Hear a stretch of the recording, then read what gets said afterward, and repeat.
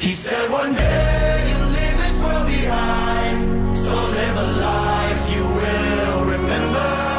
My father told me when I was just a child, these are the nights that never die. My father told me